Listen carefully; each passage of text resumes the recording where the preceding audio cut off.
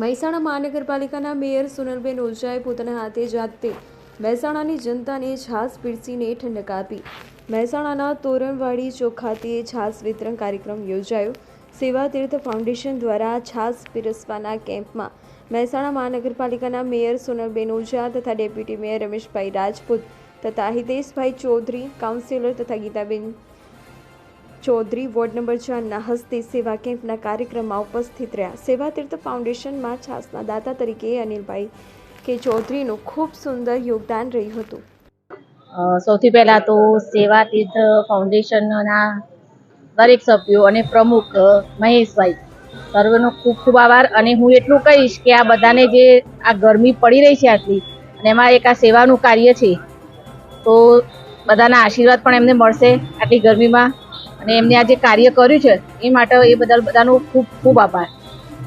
બેન, આપને એક બીજી એક પહેલ કરી છે કે દાન મૂકે નહીં પણ કરિયાણા બાબતનું, તો એ બારામાં કેવો પ્રતિસાદ મળી રહ્યો છે?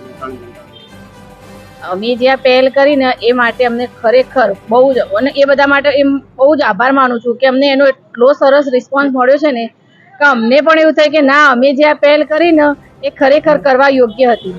અને અમારામાંથી પ્રેરણા લઈને પણ ઘણા આ કાર્યમાં જોડાઈ રહ્યા છે અને બહુ મોટું યોગદાન આપી રહ્યા છે. સેવાથી ફાઉન્ડેશન જે નામ આપ્યું છે એ નામનો હેતુ સિદ્ધ કરી રહ્યા હોય એવું દેખાય છે.